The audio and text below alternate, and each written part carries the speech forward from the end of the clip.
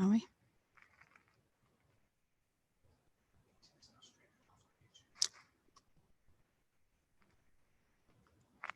The meeting's now live on YouTube. Okay, welcome to the Overview Scrutiny Committee. I'm Councillor Jamie Lane, Chair of the Overview Scrutiny Committee. Welcome to Councillor Andrew Kilbride, who's joining us this year on Overview Scrutiny. Welcome, Andy. First of all, apologies. Have we got any apologies from councillors? We have none, Chair. Thank you.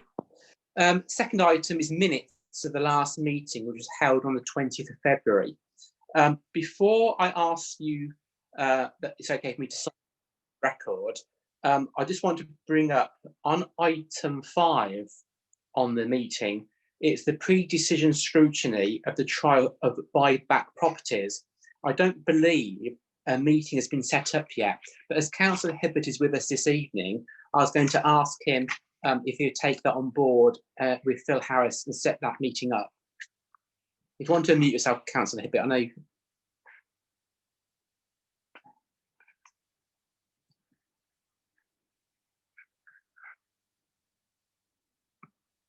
There we go. Thank you. Yeah, I mean, the thing about that pilot scheme is finished now. What we're doing is presenting hopefully an extended scheme to a future cabinet meeting. It was hoped to get it in for June the 10th, but it's not made the agenda for June the 10th. So I'll have a word with the Director of Housing and see what's happening on that front. But the pilot scheme you were going to have a look at has already finished, and the 25 houses have already been bought. I don't know what you would like to do in the future with regard to the extended scheme if Cabinet agreed to go ahead with it. Well, I thought it was decided that Scrutiny would look at it. So I'm surprised it's come to an end without asking us for your help. It's just a fast-moving thing, Chair. That was the issue with it. It was moving so rapidly that the houses were being bought under a previous decision of Cabinet anyway. The Cabinet had determined that we should go ahead with it. So the houses were being acquired, and like you say, you didn't hold a meeting, but it was all going through so quickly. It probably wouldn't have had a chance to even consider it. But I'm very happy if you want to have a look at the extended program, or the proposal for the extended program, because as I say, I can't say that's going ahead until the cabinet meeting. That'd be good if that working group could be involved in that. That'd be very helpful. Thank you. Right. So, right. Well, as I know it's Chair, as I know it's not going to cabinet this Wednesday. I'll confirm some dates with the director, and I'll make sure you're involved. Okay, thank you. Councillor Smith, you put your hand up. Sorry, I did. I think Councillor Roberts and Councillor Duffy were just ahead of me, and then I'll come in after that, if that's okay. Yeah, if you wish. Yeah, Councillor Roberts. Thanks, Zoe. Thank you, Jamie. I just wanted to make the point that this is pre-decision scrutiny, and if I understand that right, then it shouldn't go to Cabinet until it's been scrutinised, because it's pre-decision. So we should know about its timeline and its time frame to enable us to put those meetings in place. If I've got that wrong, then please correct me. No, that's quite right. So I'm sure that the meeting can take place before it goes to Cabinet. Councillor Duffy.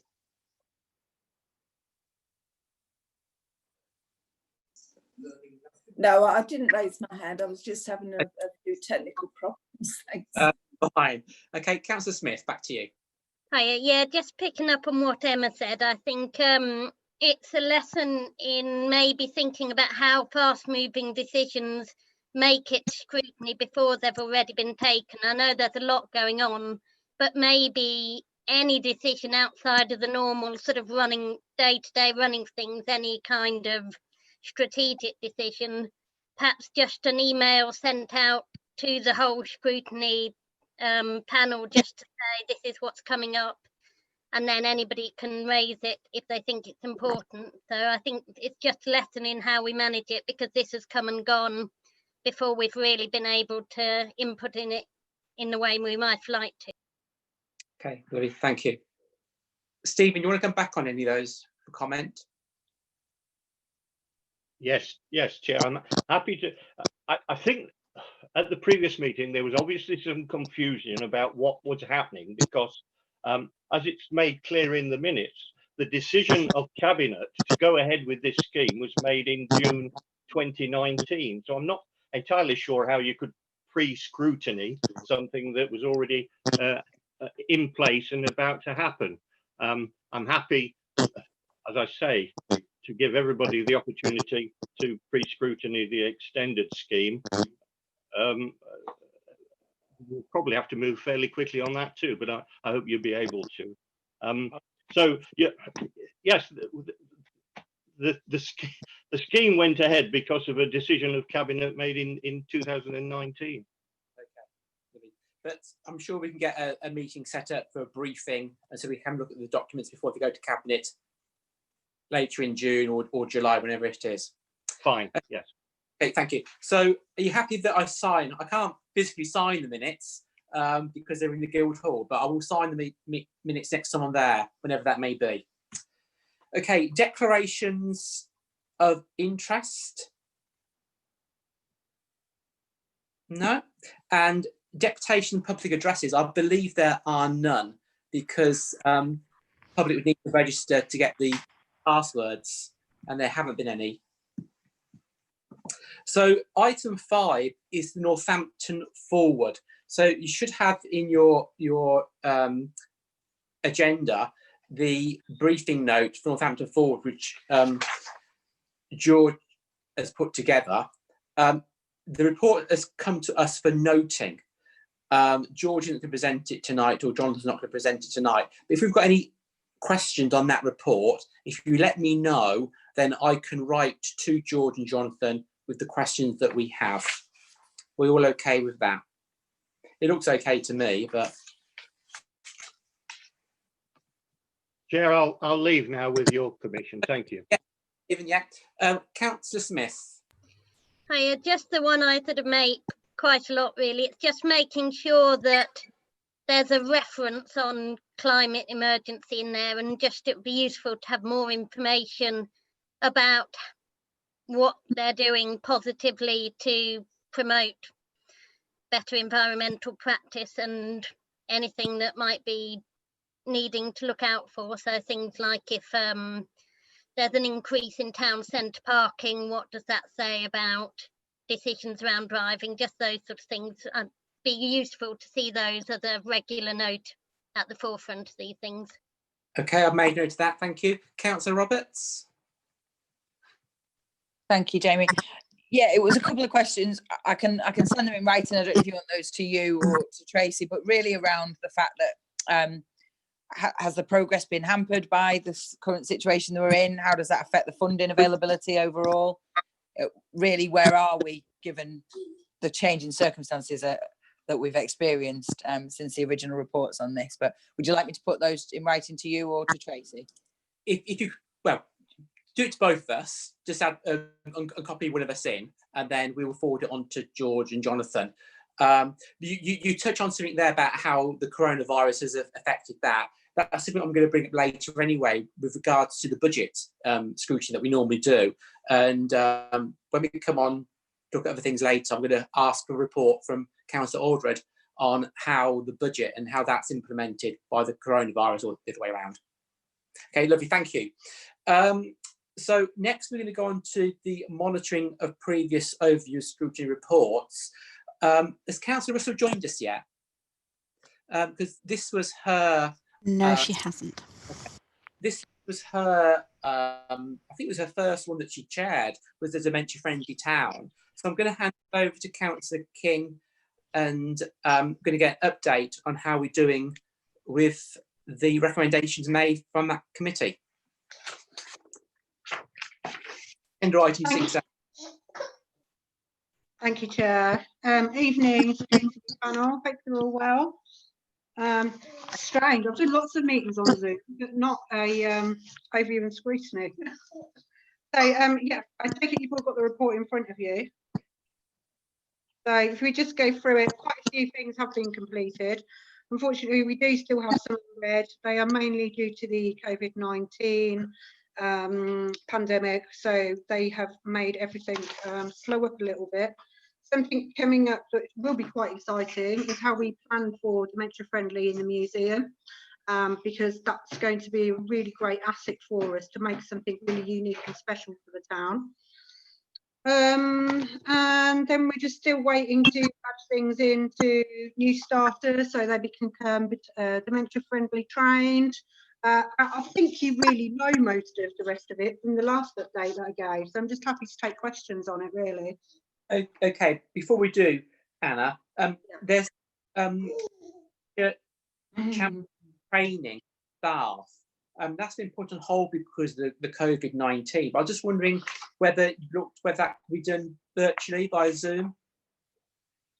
Something I can definitely take back. Yeah, that might be a good opportunity for us, as we are now Zooming everything.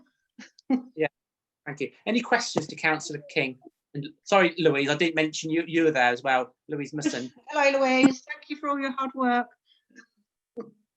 Yes, thank you, Louise. Any questions to Councillor King or to Louise? Councillor Rob. Thank you. It's just really around the items that have been delayed or it's said that they've been delayed as a result of COVID. The report was first presented in March 2018. We had updates in February 2019. If the things have been suspended as a result of COVID, it doesn't sound like we made much progress between that update and January or February of this year. So it's really just to understand what we've done in between to get us to a point where now COVID has delayed that thing happening. Yeah, thank you, Councillor Roberts. So yeah, things have been implemented in the interim. Obviously, we only have one officer leading on this, which is Louise Musson. She's also the manager of the call care, so she has to pick up these extra pieces of work along with her normal job. Louise, if you want to come in possibly and just say what some of the delays have been. I know a lot of them have been around everybody trying to get their implementations together. Sorry, grandson's coughing in background. So there has been some delays on that. But Louise, do you want to come in? Thank you. Basically, a lot of this is reliant on third parties. So especially around the champions training, we have been in contact with Alzheimer's for the last 18 months, trying to get them to set a champions training session up at the Guildhall so we could have quite a few staff trained all at once, because it is a whole day training, so it is a lot of resources to have staff out for sort of different days. So we're hoping that they will still do that. If not, we may just have to bite the bullet and get some staff to go to training in another town. So that would mean obviously resourcing that as well.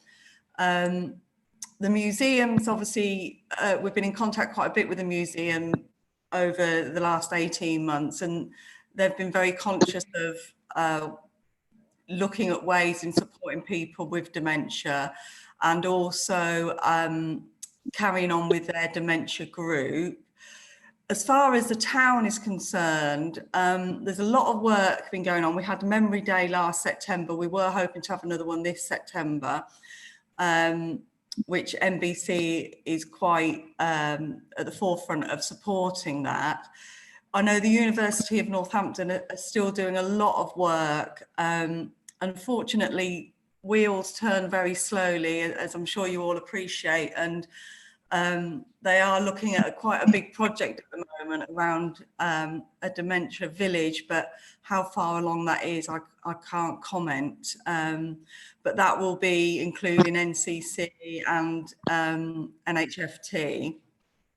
But we don't know whether that's been signed off or how far down the road they are.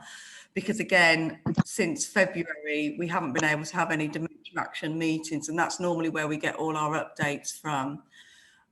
All I can say is I think we were quite ambitious to say we would be able to get a Northampton friendly town within a year or so. And I think it is a case of being honest with ourselves that this is an ongoing project, and there's an awful lot of organisations around Northampton and Northamptonshire that are doing so much for people living with dementia, and it's just a case of supporting that and making sure that that carries on through the Dementia Action Alliance. Okay, thank you very much. Councillor Smith, you've got a question. Hiya, yeah, just a lot of the more recent scrutiny panels that we've done have really highlighted the importance of joined up working, and particularly as we move into the unitary authority between different agencies and different groups. And one of the things we've been trying to get through as a message is to the people who are developing the work on the unitary strategy, all of those working groups, and making sure that there's that interconnection between agencies and that we take advantage of the unitary to have that kind of joined up working. And I'm just wondering what we're able to do in particular with the dementia friendly towns as well, in terms of getting that message across to the working groups and asking them to look at how we take this forward between all the different groups and organisations. Do you want me to answer, Louise? Or yeah.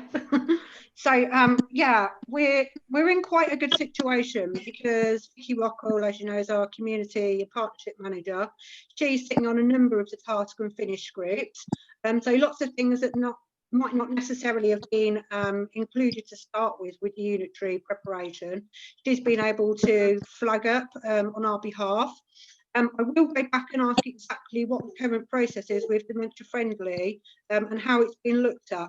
I haven't been included in any kind of steering group going forward, but it's a very good point that you raised there, Councillor Smith. So I'm going to feed that in. Thank you. Right, thank you. Councillor Russell, did you have any questions you wanted to ask, as it was your committee that looked into this? Thank you. Yes, thank you. I'm sorry, I don't know why I couldn't join the group. I've been waiting since 5:45. Anyway, I don't know what's been discussed, but the thing that I was the most, most interested in really was whether or not there's going to be dementia training, perhaps you have discussed it, as part of the standard training for councillors and members of staff. Thank you, Councillor Russell. I'm glad you've got into the meeting now with us as well. Yeah, so we have discussed it, and Councillor Roberts, I think, suggested virtual training. Sorry if it wasn't Councillor Roberts. Somebody suggested it. So it was on the action plan to be implemented. Obviously, it's held up at the moment, but I am going to speak with Louise and Marion and see if it's a possibility that we could look at something virtually for new members of staff. Well, it was part of the recommendations. Yeah, absolutely. So I'd really appreciate having a follow-up on that at some stage. Thank you. Any further questions on this report? Matt, do you want to come in?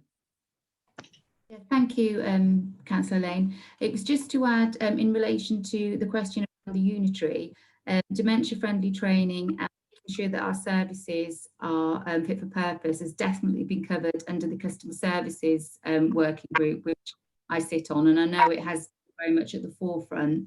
And also, I think in terms of Louise has done, I think it was a valid point that Anna made, that Louise has been doing this very much alongside her full-time role, and she herself is a dementia-friendly champion, and she has actually given quite a lot of the training to staff herself.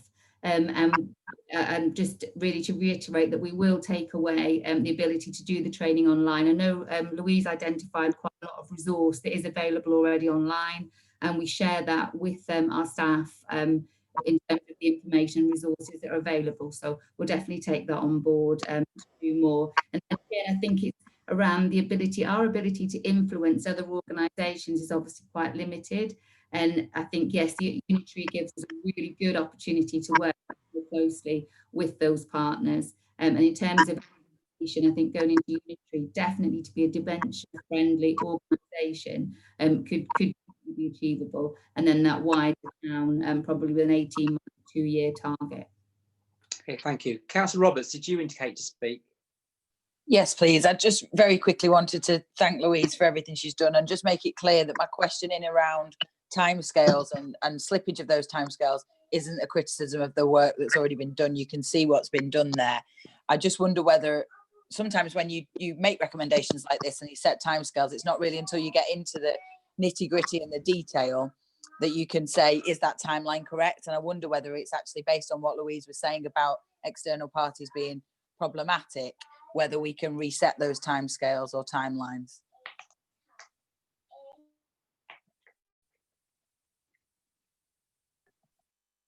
I think that whatever we do now, as Marion said, is we'll continue to do our work and move forward, but it's going to be down to Unitary now to relook at things, isn't it? But I would like to think we can achieve as much as possible on the recommendations before we get to that stage. Good, thank you. Louise, do you want to come on this one? Then Councillor Duffy's got a question.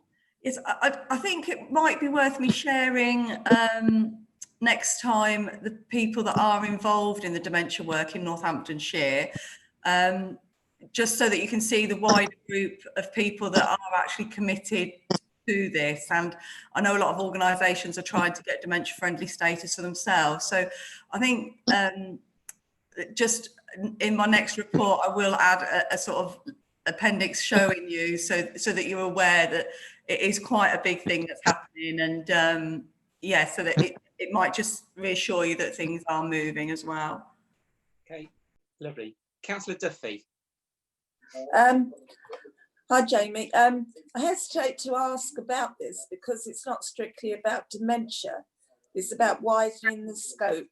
That if the new Unitary is to look at this, that perhaps they can include the MENCAP hospital passport for mentally disabled people. I expect it's too late, and I shouldn't be asking this, but I don't know if some consideration, for people. This scrutiny panel's finished in many ways where the recommendations have been set. However, going forward to the new Unitary, if we're taking this forward, I'm sure we can add things to go with it. So quite right, Councillor Duffy. Councillor Russell. Thank you. Louise, if there's anything I can do to support you, or if you think it would be a good idea to set up a smaller steering group, or if there's some contacts that you would like to add to the panel at this stage, I don't think we can do that. But if there's anything we can do, anything I personally can do, I'd be very happy to support you in what you have to do there. Thank you. Thank you. Thank you.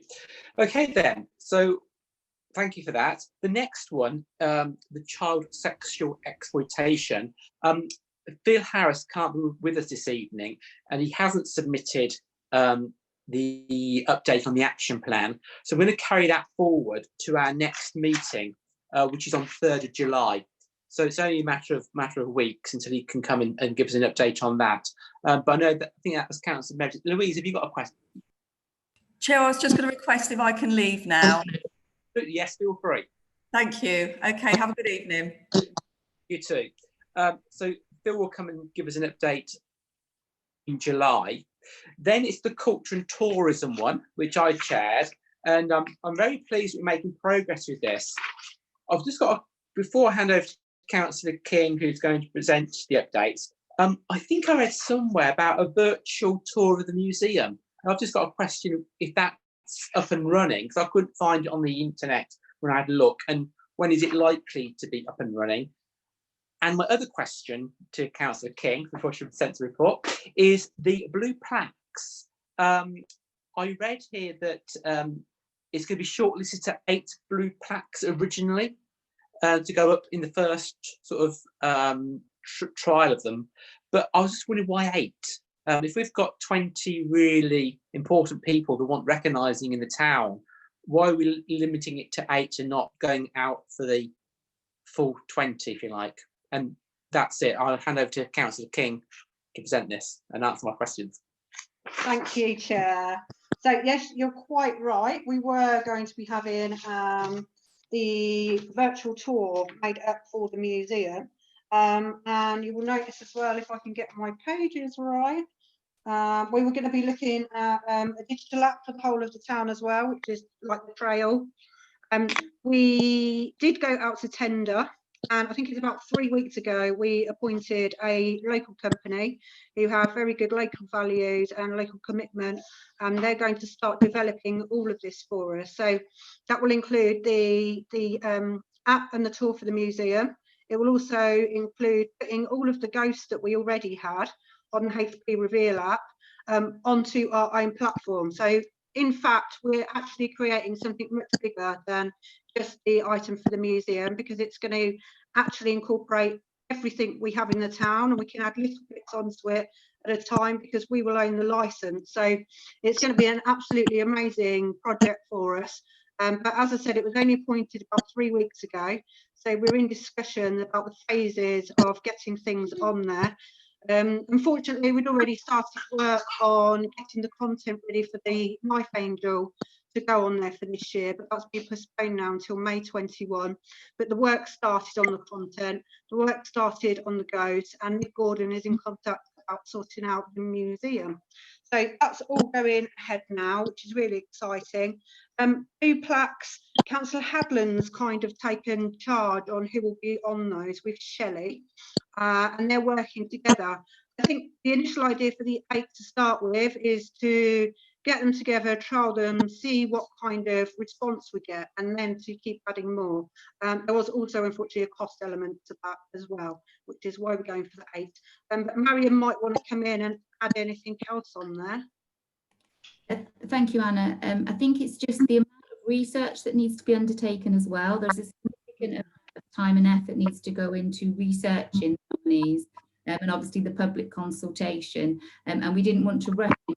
We just want to make sure that we test the process and that the consultation works well, the panel works well. And then, as Anna said, as long as all goes well, we'll then roll that out. So there will be further ones. It's just in the initial trance, we were looking at those 8 subjects. Any questions apart from mine? Councillor Ansell, please unmute yourself.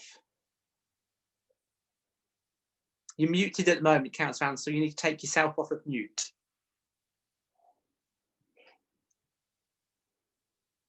Oh, no, what's happened?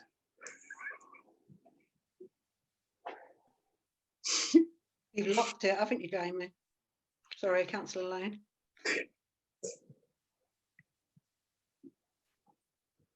I think he might be frozen.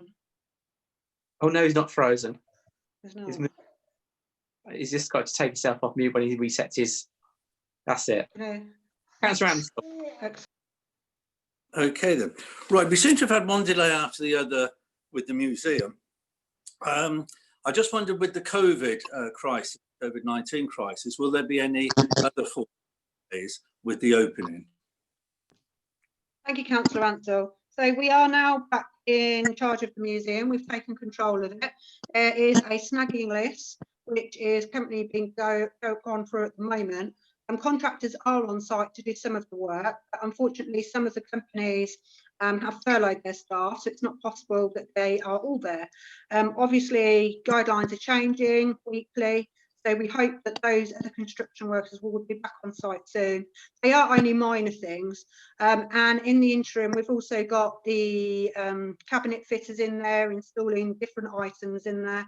We obviously had to delay because the opening should have been the 21st of June, which is completely unrealistic, but we are looking forward to something towards the end of the year, and if it's not the full opening, we're still hoping to do the civic service possibly around September time. But it is an ever-piece moving document, really, and I can't guarantee any dates at this time, but I can assure you I am determined that we get it open as quick as possible, as safely as we can. Hey, thank you. Sorry, can I have one more? As you're aware, Abington Museum falls within my ward of Abington, and I'm sure you're aware I was also somewhat underwhelmed when it did open. I think I told you at the time, there's 98% of the museum pieces in Abington that are kind of stored here, there and everywhere and not on display. But the amount of money that was spent on the Abington Museum, but there is no pictures in that huge room whatsoever. And when I was the mayor, I went to look at all the pictures down in the cellars of the Guildhall Museum. And there's so much art to put on display, but there's just, the walls are completely empty. And for a museum, I think that is such a waste to have empty walls and not show the public the heritage that they have. Thank you, Councillor Ansell. Yeah, thank you, Councillor Ansell. I will take that back to Nick Gordon and see if there's anything that we can get at more often, even if it is things that are only going to be on display maybe 2-3 months and then we rotate them. So it's a good point, and if that's minuted, I'll take it back to Nick. Thank you very much, Councillor. Councillor Smith. Thank you, Chair. It's just in terms of really following on again about the fallout from COVID-19. Obviously, a lot of the things that we've got in this report that are kind of culture and tourism, like the Royal and Derngate, they're going to be in a really difficult spot with what's happened and having to be closed. They've obviously got a big campaign on, but I'm just wondering how much of what we've sort of promoted in this report is at risk without intervention, and what our powers might be to support them and to make sure we don't lose sort of the things that are at the heart of that. Thank you, Councillor Smith. There was a special cabinet report last week, which means that we'll be working to protect the culture quarter. I can't go into it because it was a green paper, a confidential, but you obviously would be able to read it yourself to get further clarifications that we are committed to supporting the likes of Royal and Derngate to make sure that they don't cease trading. Thank you. Councillor King, can I ask you one final question on the blue plaques? Because you're limiting it because of cost. If a councillor was to have a requirement that a blue plaque goes up in celebration of somebody's life, can they get the cost from you and fund that for the Empowering Councillors Fund? Certainly, Councillor Lane, we would be willing to look into that for you. As Marion stated as well, we need to look into the research that it takes, but is more than happy to consider something like that. It's a great idea. Thank you. Councillor Duffy. Thank you. I'm just thinking about the blue plaque, and the square at the Guildhall was mainly men, and I'd like to see a bit more equality there, with blue plaques commemorating both men and women, and also with consideration of what's going on in Bristol, that deep research does go into how and why these people are to be commemorated. Thank you. Thank you, Councillor Duffy. Thank you, Councillor Duffy. So we do have a number of men that we have statues of, but we've also got women in there as well. We'd be more than happy to add more women. We're always coming up with different ideas as to ways that we can pay tribute to everybody. Of course, the cost of statues is extremely great. That's why we invented the Ghost app, which has a number of different females and males, going right back as far as we can remember with history. Even includes a local dancer in there called Lucia Joyce. So that is the best way to try and add people constantly. But if you have a particular suggestion, please let me know and I can feed that in for you as well. Okay, Councillor King, thank you very much. Finally, I'd just like to say I went past Queen Eleanor's Cross at the weekend. First time I've been that side of town for months, it seems. I must say how wonderful it looks now that it's been cleaned up. And you can really see the stonework. It looks marvellous. I just hope that things are put in place to keep it in that condition and that it's not left to decay any further. So thank you for that. Okay then. Oh, Councillor Ziz. Marion's got her hand up as well. Sorry, coming to Marion first and we'll go to Councillor Ziz.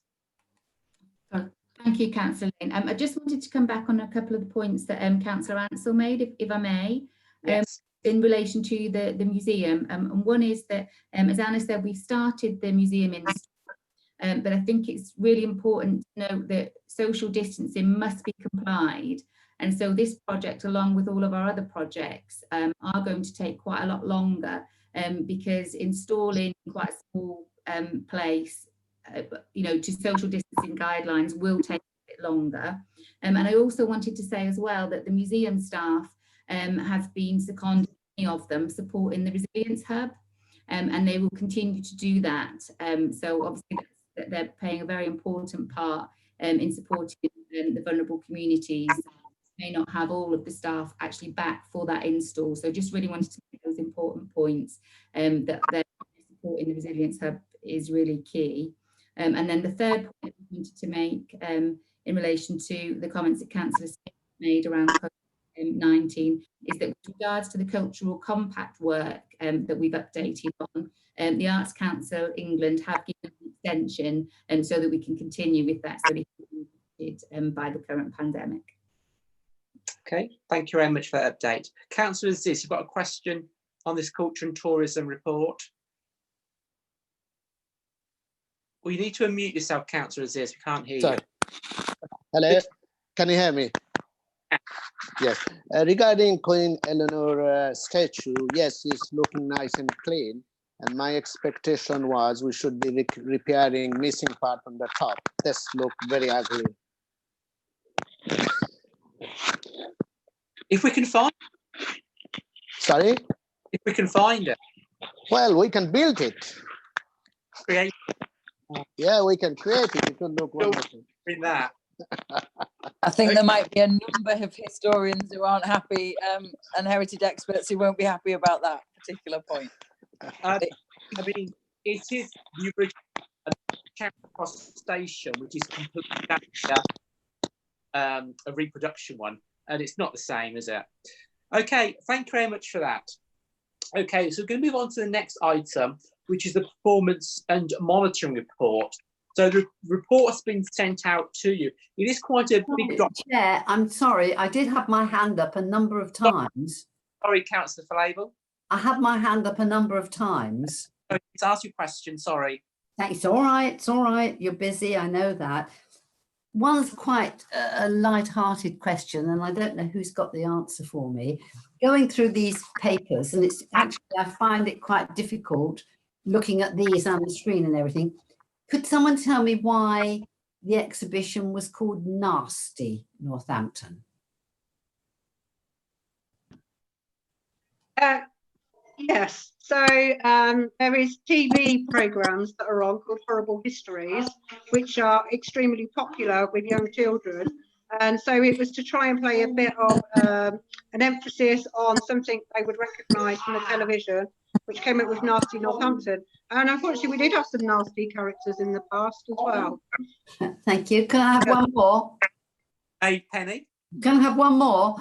And I don't know quite if you want to move on to something else, but I've just been looking at page 25, and I realised that this is all in the past, but we had someone called Martin Mason, who was chair of a heritage subgroup, needing to look at the development of the unique footwear leather history. Now, do we know what has happened about that? I'm speaking really not just as a borough councillor, but as a member of the National Trustee of the National Leather Museum. And I'm always very concerned that people in Northampton don't know about it. And it is a national collection that if we're not careful, we're going to lose it and to go down to London. And I'm very concerned, and I wonder if we know how much this Martin Mason has looked into the history of that as well. Thank you, Penny. I haven't attended one of those meetings, I'm afraid. I haven't been invited. So I haven't met Martin Mason either, but I'm sure that Councillor Nunn is probably involved in those discussions. Obviously, it's my intention to always make sure that we recognise our great shoe heritage here, which is why we had the shoe trail installed last year, which will also be going on to the virtual app as well. So it will highlight it further in this town. We were due to do the Year of the Soul this year, which I was working with Museum of Leathercraft do be displaying some more of their items in more prominent places, and that was due to be held the day after VE Day on the Market Square. We had something really spectacular planned, but unfortunately it's on hold. Penny, you know that the whole of the Cabinet wants to protect the museum of Levercraft, and that will be our intentions. If you would like a connection with Martin Mason, I'll be more than happy to try and get you a meeting arranged. I just don't want the town to lose the opportunity of having this. It really is national, a unique collection. That's all. That's why I'm raising it. Okay, thank you very much. Thank you. Okay, then, so moving on then to the performance and monitoring report. It is a big document this time because we've got a lot of the annual measures on there. So really, is there anything there that people have sort of highlighted and they want an extra sort of bit of more information on, a bit of investigating going on? Now, I've picked up on one, which is the ESC 06, the percentage of land and highways assessed falling below acceptable levels. That's on page, what's that? 53, I think it is.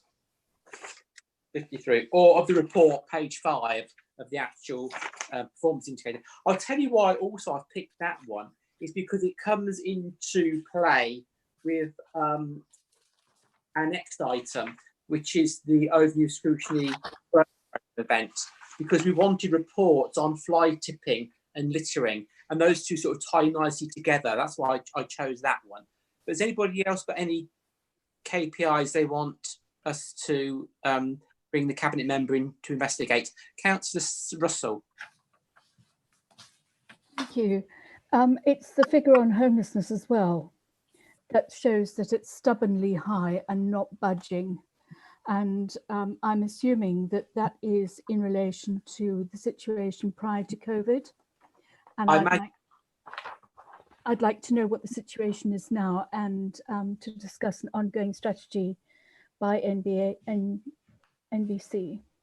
Okay, absolutely. If we highlight that one, then Phil Harris will come in to our next meeting. He's going to come anyway for the CSE scrutiny report, so we can ask him that and the impact COVID has had on the homelessness and what's going to happen going forward. Councillor Smith, you've got your hand up too, then Councillor Roberts. Thank you. Really, just to echo what Councillor Russell said, I think it's the temporary accommodation and the homelessness that has been for a long time now what we need to look at. Cheers. Okay, thank you. Councillor Roberts. Thank you, Councillor Lane. I've got 2 points. One is on it's NI 157 A, B and C in respect to planning applications. The KPIs show 100% completion within timescales. I think we need to drill down into that, knowing a number of applications outstanding locally for me that have got long running timescales on them. I'd like to drill down to that to understand the different types of applications that fall under other and what timescales they've got on those. And the other point is around HMO licenses, which is HMO 08. We've got the number of HMO license applications that has fallen, but we've got the number of mandatory licenses similar to the previous quarter. I'd like to understand how they work together. And actually, we've talked before in committee about how many houses or HMOs are unlicensed and not registered, have not been handled appropriately. And we know that we've had previous presentations that there were a significant number in the thousands reported to the borough as not being registered. So I think it would be a really good position, position, my apologies, for us to get clearer clarity on the licensing and the number that are unlicensed. Okay, we may have to do these over a couple of meetings because there's so many. Anybody else? No? Good. Okay. Fantastic. Okay, so we'll get some reports to our next couple of meetings and drill down to see why those KPIs are the way they are. The next item is agenda item 8, which is overview and scrutiny work programme for the coming year. So we had our meeting back in March, and we selected 2 topics, which was review of Northampton Partnership homes and affordable housing, and also the tree policy of the town. Given the current situation, I thought it would perhaps be best if, in our first instance, if we, for the review of NPH and affordable housing, that we get a written report to us, because in being practical, we're not going to be able to set up committees and get those meetings done by the time the paperwork needs to be back to Cabinet for them to start implementing things. So I want to get the ball rolling while we can. It's not going to work for the tree policy because we tried it and it didn't work. So we do need to set that panel up, but we'll have to put that on hold until later in the year when we're back in the Guildhall. We can have face-to-face meetings. With the other 2 items that we asked for reports on, absolutely we can go ahead with that, which is Section 106 agreements. Now, with the Section 106 agreement, there is a training session planned in for the 21st of July. So again, with this, what we can do, we can attend the training session on 106 agreements on the 21st of July, then bring back to the next scrutiny committee after that, which is September, anything that's not covered that we want answers for, and then go and get a further report on that. And also the fly tipping littering, again, we can ask a report straight away, which goes back to the item we just looked at, the ES06, where we can get a report as to why the figures are. Okay, Councillor King and Marion. So you're okay with that? If we go that. Councillor Russell. Thank you, Chair. As our last Zoom, I think it was the practice that we had for our committee, I asked if it would be possible to scrutinise the rising costs of our transformation into the West Northants Authority. You said you thought that might be quite a good idea. I don't know if now's the time and place to do it, but I'd like it. Absolutely, Councillor Russell. What we're going to do, well, should we discuss it now? So I think it'd be nice at our next meeting, the Aldred come in and answer questions on the rising cost of the unitary council and also the impact of COVID-19 on the town, because there's some real budget implications there I think we ought to be looking at. So I think if we invite Councillor Aldred in the next meeting, given those 2 topics as we're going to ask questions on, and then go from there. How's that sound? That's great, thank you. Yeah, I know it's not technically in our work programme, but you know, we are here to scrutinise the council, and it's a big thing that we didn't see coming. It's going to have a big implication on the budget. Okay, good. Moving on then. So updates on scrutiny panels. I know they haven't met for a while because of the situation, but Councillor Meredith, food poverty, you've got any updates? No, there isn't any update because we haven't discussed it any further. But I was wondering, as I mentioned to you earlier, now Zoom is up and running. I can't see any reason why we couldn't convene that scrutiny panel, because I do think that it needs to be brought to a fruition. So perhaps with Tracy's help, and that we could, and if this panel agrees, we could crack on with it. I think we was nearly on the process of finishing. We just had a couple of more issues that we to discuss, and then I think we could actually put it forward. Anybody else thinks? Okay, I understand what you're saying there, Councillor Meredith, but I'd also like to suggest maybe that you go back to this food poverty and see what the implications of COVID-19 have had on the food poverty in the town, because it's going to be drastically changed. So hold that thought for a moment. I know a couple of other councillors want to speak. So Councillor Roberts, I think you had your hand up first. Thank you. Yeah, we absolutely need to reopen this, and as quickly as possible. And we do need to look at 100% the implications that we've had with the announcements that we are now looking at the cancellation of any holiday schools vouchers or any school free meals vouchers during the summer period, we absolutely have got to get this back on track. And I was going to ask the question around scoping. So thank you, Councillor Lane, for giving me the indication. I think that we can look at the scope that we've had and revisit that scope, because there's been a real insistence before of not considering the implications of the county. But I think whilst we're moving into the West Northants Unitary and considering the position we're in now with regards to food poverty, we've absolutely got to look at widening that net and making sure that any recommendations we do make on that panel are taken through into the West Northants Unitary. Okay, so we'll see what we can do with meetings, see how they can be sorted out, because obviously we get the witnesses in as well, so maybe send out some witness statements to begin with.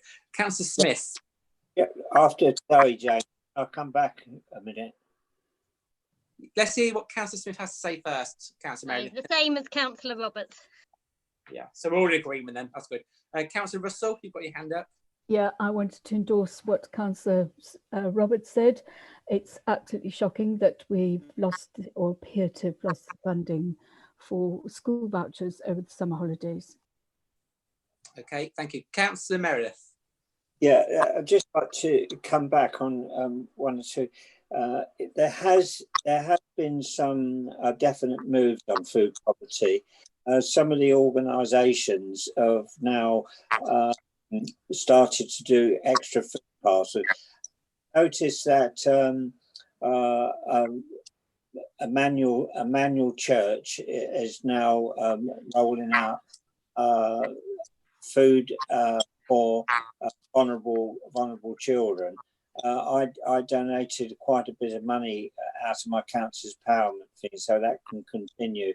And the Swan and Helmet pub, they're actually issuing out lots and lots of food parcels, and I also contributed some of my council's money to that. So there is still organisations working within Northampton to supply food to vulnerable people, to especially to the children that have been off of school. So rest assured that some of these things are happening. So I think that's a good thing. Okay, Councillor Roberts. Thanks for letting me come back in, Councillor Lane. I just wanted to say on that, the community pop-up groups and the food banks and the voluntary sector, I think we can safely say in Northampton, as it has been across the country, had been phenomenal arising out of this pandemic. What we can't let happen, though, is just because those groups are filling gaps, we can't let that be the norm. You know, we've talked about that in the food poverty panel, Councillor Meredith. As you know, we can't allow those groups to be the gap filler, and they can't take the weight of all of this, and that's only going to get bigger with this pandemic. So we've got to look at what we're doing as a borough, an authority, and multiple organisations to support them. Okay, thank you. Councillor Ashraf. I just wanted to mention, I ditto everything that Councillor has mentioned about, you know, community groups taking the weight and you know, the pressure onto themselves. But I know NPH are doing a fantastic piece of work with the residents or tenants that they're supporting. It'd be really good to tie in with them as well. Okay, thank you. Okay, anything else on agenda item 9A? No. Okay then. So the next one is 9B, which is the knife crime. Well, this is Councillor Walker's. Anything to update us on apart from the briefing note? No, hello all. No, there's not a lot happened really. We still have one more meeting to go on this. But what I can say is, obviously, as we've had this COVID-19, the police have really been working hard. Obviously, they haven't had as much work out there on other things, so they've really got to these gangs and started to get into these gangs in the big cities, where they're the ones that are causing the major problem on our small towns and villages, and creating this problem with gangs and knives. But my big concern is that, you know, the police start to do their job and start to lock these guys away. We still need facilities, you know, for these kids. When these gangs and that have finished and gone, you know, they've got to have somewhere to go. They've got to have somewhere to become a gang in a youth club. I mean, youth clubs were the thing in the past, and we lost them all. So myself, with this, I really am taking a big stand on this with the police. They've been working really hard, as I say, on getting hold of these big gangs, the men at the top. But we still got to catch the ones at the bottom, the poor kids that are being dragged, some as young as 9. And it's sad to think that we're not ready to be able to give them places to go and become, in a youth club, a gang sooner than a gang on the street. So I'm happy with the way things are at the moment. It's going pretty well. So yeah, watch this space. We're getting there. Councillor Roberts, do you want to make a comment on this report? Yes, please. Thank you, Councillor Lane. I think Councillor Walker makes a really valid point around groups being able to congregate in youth centres or youth organisations. With those closed as part of COVID, surely that suggests that this working group should also be meeting rapidly to consider the impact that the closure of those organisations and locations for groups to meet is having on crime on the street or youth hanging around or things like that. So it just suggests that the meetings are needed as quickly as possible. Yeah, absolutely. So what we'll do, we'll get that. Second that. Those. I'll second that. Get those arranged as soon as we can. Councillor Duffy. Thank you. I was just going to mention the group of youths that make the drapery, especially outside of McDonald's, very difficult. And obviously with everything closed, that must be undergoing more congregations of these kids that are, of course, you know, there to be attracted into gangs, etc. Absolutely. And what is being done about the drapery? Yeah. Well, that's something Councillor Walker can ask when the committee reconvenes. Thank you very much for your support on that, Councillor Walker. That's very good of you. Okay, so any potential future pre-decision scrutiny, I don't know of any, but we're going to write to Councillor Hibbett about the buyback. We're going to ask Councillor Aldred to come in for our next meeting to answer questions on the impact on COVID-19 and the unitary authority on our budget and see how things are going there. Anything else? All okay with that? Okay, lovely. Okay then, so there are no urgent items. So I'd like to thank you for your attendance this evening, and I shall see you soon at our next meeting. Good night. Sorry, I